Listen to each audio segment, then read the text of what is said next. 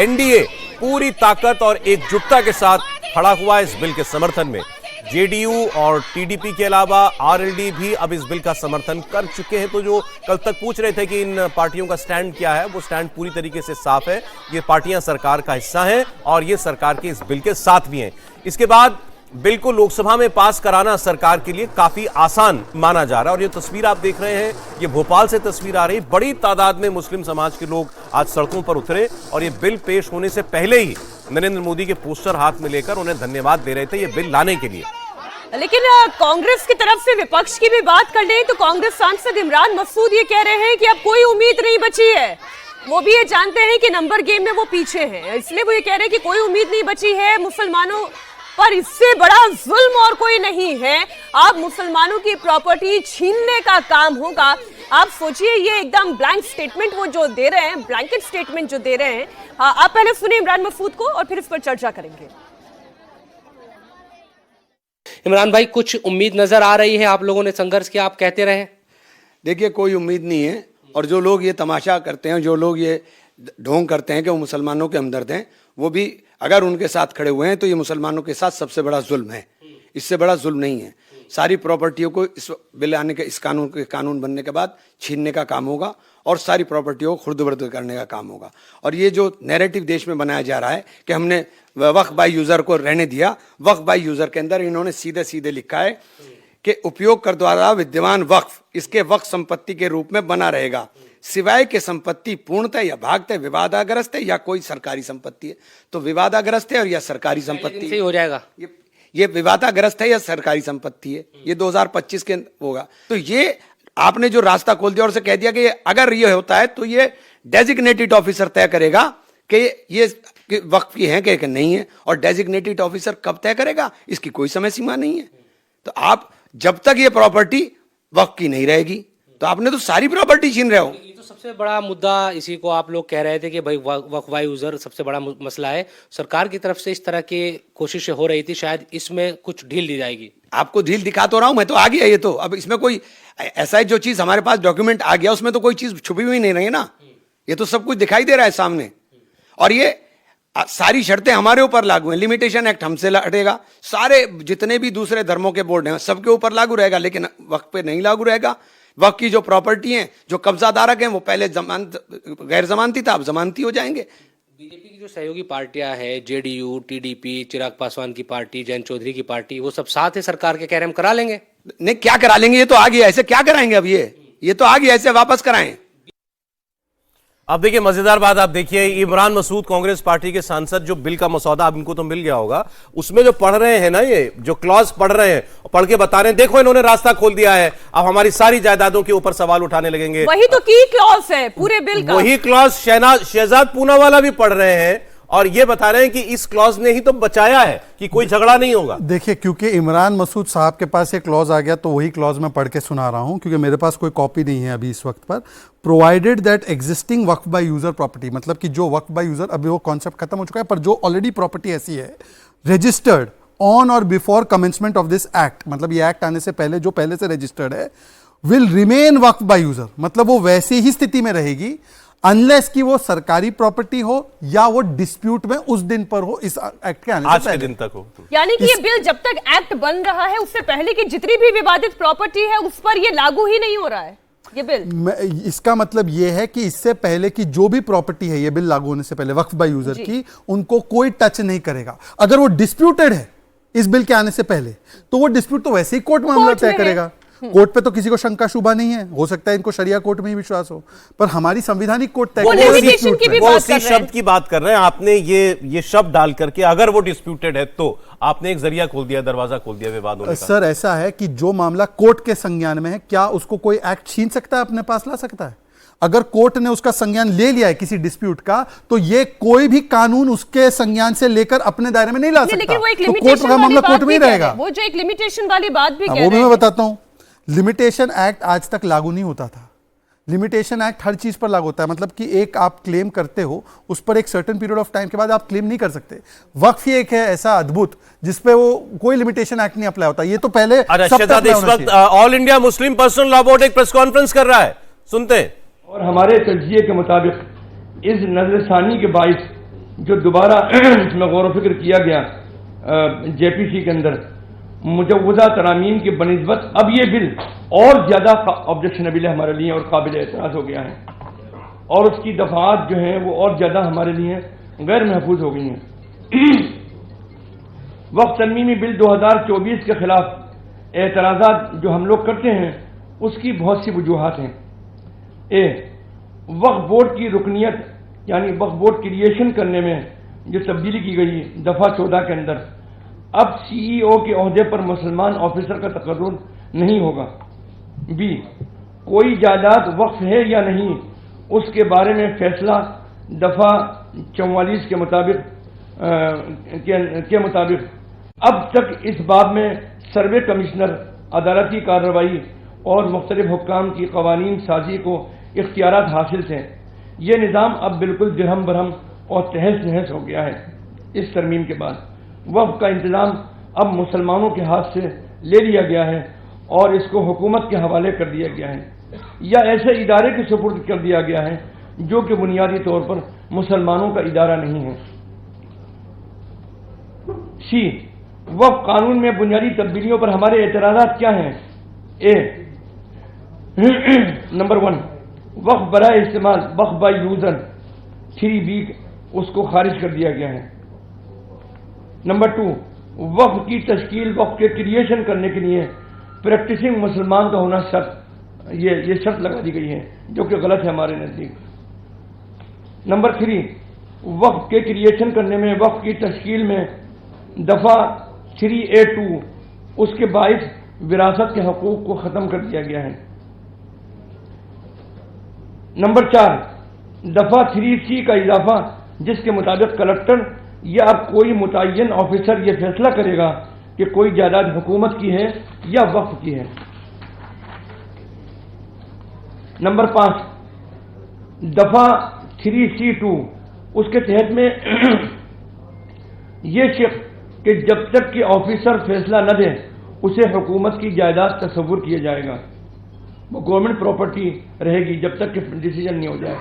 Number 5, limitation के कानून से वक्फ जायदाद मुस्तस्ना थी उसको हटा दिया गया है, तो इससे वक्फ का तहफ़्फ़ुज़ हमेशा के लिए ख़त्म हो जाएगा। यानी 12 साल से ज़्यादा जिन वक्फ जायदादों पर कब्जा है पूरे हिंदुस्तान में, उन सब के मालिक जो काबिल हैं वही हो जाएंगे। नंबर 7, दफ़ा 104 का खात्मा जो कि वक्फ जायदाद के इस्तेमाल के मकसद से मुताल्लिक़ है। ये तमाम मामलात बहुत ही संगीन हैं जो कि 2024 के तरमीमी बिल के ज़रिए उठाए गए हैं और उनसे वक्फ का पूरा निज़ाम ही तब्दील हो गया है।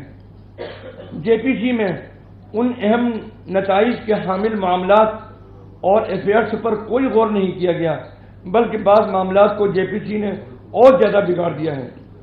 मिसाल के तौर पर दफ़ा 3C2 में कलेक्टर के बजाय मुतय्यन अफसर जो सरकार नॉमिनेट करेगी किसी भी ऑफिसर को, वो उसके फैसले पर निर्भर करेगा कि फैसला क्या होता है। तो ये और ज़्यादा बिगड़ गया है जो कि सूरत हाल को मज़ीद अबतर कर देगा। एतराज़ कलेक्टर के किरदार को बना, कलेक्टर के कैरेक्टर को बना में एतराज़ नहीं है, हमें एतराज़ इस बात के ऊपर है कि वक्फ का निज़ाम में एक मुतय्यन ऑफिसर की शमूलियत के ऊपर था जो कि ज़्यादातर मामलात में हुकूमत के हक़ में ही फैसले देगा। जेपीसी ने वक्फ बाई यूज़र, वक्फ बराए इस्तेमाल और लिमिटेशन के बारे में जो तजावीज़ पेश की हैं उनके मुताबिक आइंदा उस पर अमल होगा। ये हमारे लिए बहुत ही ख़तरनाक है। इससे वक्फ के तहफ़्फ़ुज़ में कोई मुस्बत नतीजा बरामद नहीं होगा क्योंकि हर तरमीम पर अमल आइंदा ही होता है, लिहाजा ये तजवीज़ जो है बेमाना है। ये कहना कि अब उस पर जो वक्फ बाई यूज़र आइंदा उस पर यह कानून लागू होगा।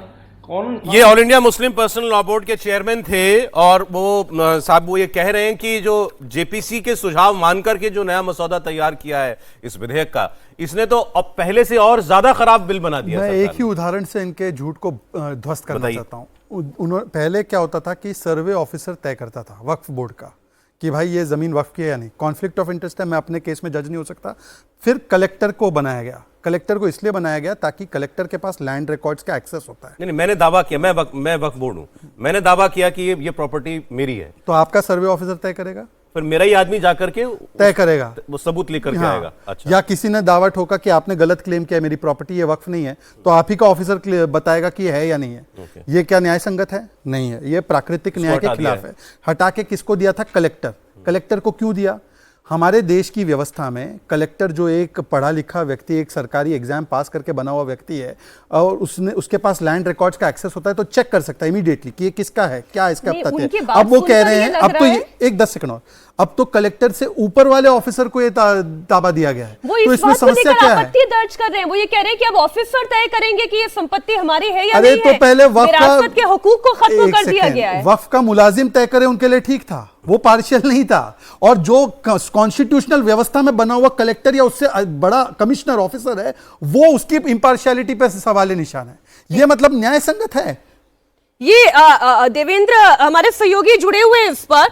अब देखिए, ये जो बात इस वक्त कांग्रेस पार्टी के नेता कह रहे, चलिए वो तो उनकी पॉलिटिकल राय है और उस पॉलिटिकल राय के पीछे वो सपोर्ट सिस्टम वो चाहते हैं, वो समझ में आता है। एआईएमपीएलबी के चीफ ये कह रहे हैं कि विरासत के हुकूक को खत्म कर दिया गया, जायदाद की हुकूमत वक्फ की है या ये भाई सरकार की है, ये अब सब सरकारें तय करेगी। वो ये कह रहे हैं कि ऑफिसर तय करेंगे।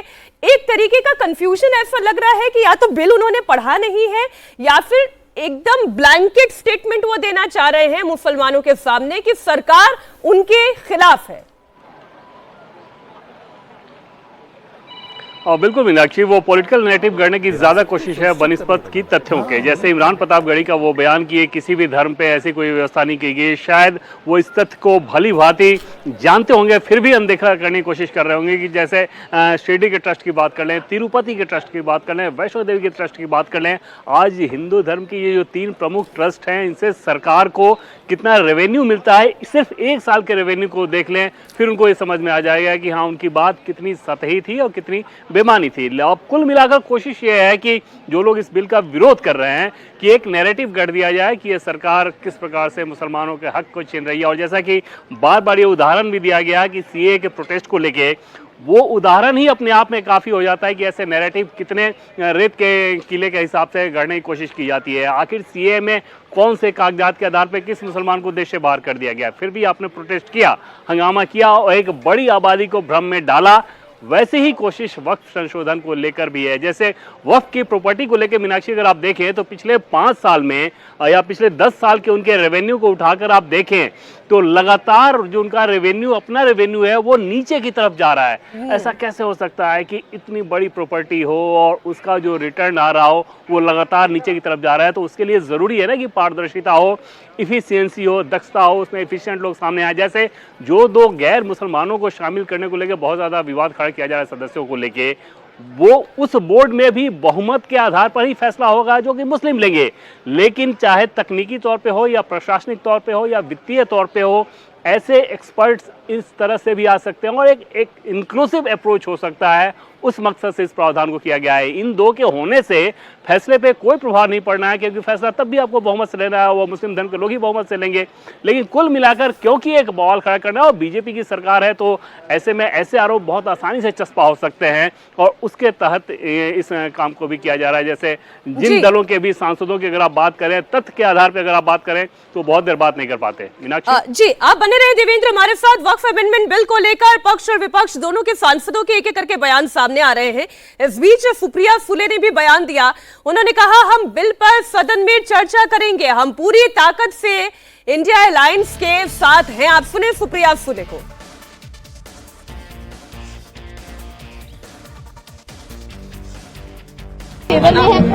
अभी हम देखेंगे, पूरी चर्चा हो रही है, हम इंडिया अलायंस के साथ है और हम इंडिया अलायंस पूरी ताकत से नहीं बिल्कुल नहीं, हम डिस्कशन करेंगे, हम चर्चा करेंगे।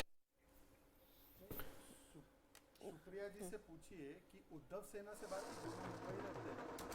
उद्धव सेना का क्या आज आजीवन उद्धव सेना के जो हम जिनको परम पूजनीय मानते हैं बाला साहब ठाकरे जी ने वक्फ को हटा दो, वक्फ 1995 के एक्ट की मुखालफत की तो उन्होंने की, सामना में बड़े बड़े लेख लिखे, और आज उद्धव सेना क्या कर रही है? कल तक वो पूछ रहे थे कि पहले जेडीयू और टीडीपी बताएं वो क्या करेंगे। चुका है, अरे लिखित में स्पष्ट है, 3 लाइन के विप में स्पष्ट है। अब मैं बोलना चाहता हूं कि उद्धव जी बताए कि क्या है उनके लिए मुश्किल है, क्योंकि पिछली बार उन्होंने एब्सटेन किया था, वॉकआउट कर गए थे जब आप बिल लेकर के आए थे। तो इसका मतलब कि मुसलमानों ने काफी उस पर नाराजगी जताई। सौरभ जी, उन्होंने बाला साहब ठाकरे जी के विचारों को एब्सटेन किया है, 370 पे भी एब्सटेन किया, राम मंदिर पर भी एब्सटेन किया, हिंदुत्व पर भी एब्सटेन किया है। वो बाला साहब ठाकरे जी के विचारों को सावरकर पर भी एब्सटेन कर रहे हैं, और आज राहुल गांधी के व्यू को अपना रहे हैं, बाला साहब ठाकरे को एब्सटेन कर रहे हैं। देवेंद्र से एक बार बात कर लेते हैं। देवेंद्र, क्या कोई पॉसिबिलिटी है कि उद्धव ठाकरे, बाला साहेब ठाकरे के जो बयानात रहे, जो उनकी विचारधारा रही, उसके आधार पर ही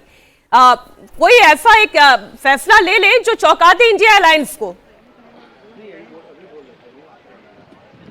नहीं, निश्चित तौर पर नहीं, और दूर दूर तक नहीं है। और उसके पीछे बड़ी वजह ये है कि क्योंकि पॉलिटिकल लाइन के आधार पर आप अपने स्टैंड को तय कर रहे हैं, तो फैक्ट्स के आधार पर नहीं कर रहे हैं, या ना अपनी सो कॉल्ड कोई विचारधारा पहले की रही हो तो उसके आधार पर नहीं कर रहे हैं। तो उस कंडीशन में जब पॉलिटिकल लाइनिंग के आधार पर तय की जा रही है, तो शिवसेना तो घोषित तौर पर इस बिल के विरोध में है। और कल भी आपने देखा होगा कि प्रियंका चतुर्वेदी ने तो बाकायदा इस बात का ऐलान भी किया था कि हम उस बिल के विरोध में वोट करेंगे। और उद्धव ठाकरे इस मसले को लेकर कोई स्टैंड में चेंज करे, बिल्कुल ऐसा नहीं होने जा रहा है। और वो यही बताएंगे कि जो असल मुद्दे हैं वहां से ध्यान हटाने के लिए केंद्र की सरकार इन सारी चीजों कर रही है, और इस तरह के नैरेटिव को आगे बढ़ाएंगे। मीनाक्षी, कुछ और रिएक्शंस हैं। बीजेपी के सांसद हैं एसपी सिंह बघेल, उनकी बात सुनते हैं। वो फिर कह रहे हैं सरकार की, जो सरकार बार बार कह रही है मुसलमानों के भले के लिए लाई है मोदी सरकार इस विधेयक को, इसका समर्थन करें सभी।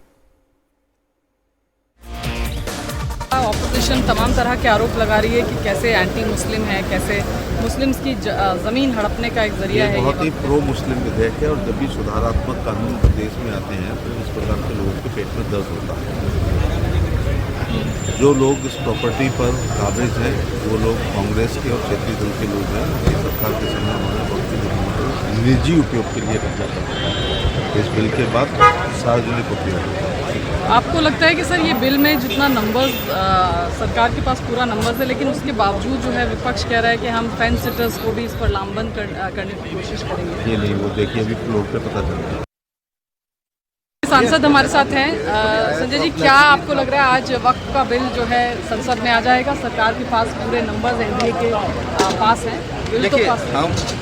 हमारी पार्टी एक वैचारिक पार्टी है। हम इस बिल का विरोध कर रहे हैं। क्यों कर रहे हैं? क्योंकि जब देश आज़ाद हुआ तो हमारे जो फोर फादर्स थे, फाउंडिंग फादर्स थे हमारे देश के, उन्होंने आवाम को एक भरोसा दिलाया था कि आपके किसी भी कोई भी धार्मिक मामलों से जुड़े कानून में कोई भी संशोधन होगा, बदलाव होगा, सुधार होगा, आपको विश्वास में लेकर होगा। तो पहली बात तो ये उनके साथ विश्वासघात कर रहे हैं। दूसरी बात, क्या इस सुधार की या बदलाव की मांग मुस्लिम समाज से उठी? नहीं, ये अपनी मर्जी से कर रहे हैं, और इसके पीछे एक खतरनाक इनका डिज़ाइन है। ये उनकी जो प्रॉपर्टीज़ हैं, आप तो देखिए ना, सेना की भी प्रॉपर्टी प्रथम बार इस गवर्नमेंट ने लेके प्राइवेट हाथों में दे रहे हैं। ऐसे ही अनेक चीज़ें हैं इनकी जो, और हम इसके बिल्कुल विरोध में हैं। जा रहा है उनका हमेशा के लिए जो वोट की राजनीति कर रहे थे वो आजीवन के लिए खत्म होने जा रहा है। तो ये पीड़ा, ये आवाज, ये उनका चिल्लाना, ये दुख, ये उनका दर्द, उनका छाती पीटना जायज सी बात है। तो आज लगता है आपको पूरी तरीके से प्रधानमंत्री मोदी जी ईदी देने जा रहे हैं कई जन्मों तक के लिए मुस्लिम समुदाय को। अब बहन, बेटी, गरीब, शोषित, वंचित मुसलमान अपनी हक की, अपनी जमीन की, ये नहीं कि ईद मस्जिद की जगह, दरगाह की जगह जो डायरेक्ट चली जाती थी वक्फ के खाते में, अब खातों का हिसाब होगा गरीबों में, और ये मुस्लिम समुदाय के लाभ में। भाजपा के लिए, भाजपा सरकार के लिए कुछ बनने नहीं जा रहा। ये मुस्लिम समुदाय ही इसका लाभ पाएगा, गरीब, शोषित, वंचित। इसीलिए पीड़ा, ये सारे ठेकेदार जो नेता हैं वोट बैंक के, उनको पीड़ा हो रही है। लेकिन ये ईदी है, जान लीजिए, आप मेरी बात याद रखिएगा ऑन रिकॉर्ड, ये गरीब मुस्लिमों के लिए हमेशा के लिए ईदी है। शिवसेना सांसद नरेश मस्की हमारे साथ हैं। सर, शिवसेना वक्फ अमेंडमेंट बिल पर सरकार के साथ? शिवसेना सरकार के साथ है। हम लोगों ने पहले जाहिर किया कि हम लोग सरकार के साथ हैं। ये हिंदू हृदय सम्राट शिवसेना बाला साहब ठाकरे जी के विचारों का विजय है। वो तो कहते थे ये कायदा ही रद्द करो, लेकिन आज जो अमेंडमेंट हो रहा है हम सरकार के साथ में। विपक्ष कह रहा है कि इसको बुलडोज किया जा रहा है, संविधान को आपत्ति जता रहा है। मुझे विपक्ष को यही कहना है, सिर्फ वक्फ अमेंडमेंट बिल को अपोज है ऐसा मत बोलो। कौन सी सेक्शन को जो अमेंडमेंट हो रहा है वो सेक्शन सामने लाओ और ये सेक्शन को हमारा विरोध है ये जाहिर करें। सिर्फ ऐसी उटपटांग बातें मत करें, लोगों को बताएं कि क्यों हमारा विरोध है, इसका कारण क्या है। कांग्रेस सांसद हमारे साथ हैं। मानिकम जी, लंबी बैठक आप लोगों की चली कांग्रेस सांसदों की, क्या चर्चा हुई वक्फ बिल पर, क्या रुख कांग्रेस पार्टी का रहने वाला? Leader of opposition Rahul Gandhi ji ने आज मीटिंग में सारे कांग्रेस एमपीज का साथ बात किया है। कल इंडिया अलायंस का फ्लोर लीडर्स का साथ बात क्या हुआ था, निर्णय क्या हुआ, उसके बारे में भी बताया। और ये अटैक बीजेपी कम्प्लीटली इस पूरी लड़ाई का कम्युनल बनाना चाह रही है, नफरत फैलाना चाह रही है। हम इसका कॉन्स्टिट्यूशन के ऊपर अटैक मानते हैं। कॉन्स्टिट्यूशन का बचाने के लिए हमारा लड़ाई है। हमारा स्पीकर सारे सच्चाई बताएंगे पार्लियामेंट में, और हमारा लोकसभा में हमारा स्पीकर्स कांग्रेस का तरफ से और इंडिया अलायंस का तरफ से स्पीकर्स पूरी अपना बात रखेंगे। हम इस पूरी डिबेट का शांतिपूर्ण तरीके से करना चाहते हैं। बीजेपी के चीफ विप इस वक्त हमारे साथ हैं। आज वक्फ अमेंडमेंट बिल पर चर्चा होने वाली है। सर, कांग्रेस सीधे तौर पर आरोप लगा रही है कि ये असंवैधानिक है, बुलडोज किया जा रहा है संविधान को। अगर यह असंवैधानिक कानून है तो इस कानून को लाने वाले जवाहरलाल नेहरू थे। कांग्रेस को सार्वजनिक रूप से माफी मांगनी चाहिए कि हमारे नेता जवाहरलाल नेहरू ने बहुत बड़ा अपराध किया था, क्योंकि यह एक प्राइवेट मेंबर बिल था। कभी प्राइवेट मेंबर बिल कानून में नहीं बदलता, लेकिन नेहरू जी ने एक प्राइवेट मेंबर बिल को कानून में बदल दिया। इसमें जो संशोधन हुए वह इंदिरा गांधी के समय में हुए हैं, राजीव गांधी के समय में हुए हैं, नरसिम्हा राव के समय में हुए हैं, मनमोहन सिंह के समय में हुए। ये पांचों संशोधन क्यों हुए, इसका भी कांग्रेस को जवाब देना चाहिए। असल दिक्कत यह है कि इस कानून के आने के बाद पसमानदा समाज को वक्फ बोर्ड में बोलने का हक मिलेगा, महिलाओं को बोलने का हक। तो आपने तमाम दलों के नेताओं की राय सुनी। अब ये बड़ा स्पष्ट है, जो साथ है वो साथ है, जो खिलाफ है वो खिलाफ है, और सरकार के पास अपने नंबर पूरे हैं। ये बिल लोकसभा से आज पास हो जाएगा, यह बिल्कुल तय लग रहा है। कल राज्यसभा की जर्नी कैसी होती है उसकी हम लोग आगे बात करेंगे, लेकिन अब केवल 8 मिनट का वक्त बाकी है। 8 मिनट के बाद यह ऐतिहासिक बिल लोकसभा में पेश किया जाएगा। ऐतिहासिक इसीलिए क्योंकि सरकार का दावा यह है, यह हर तरीके का अन्याय दूर करने वाला बिल है।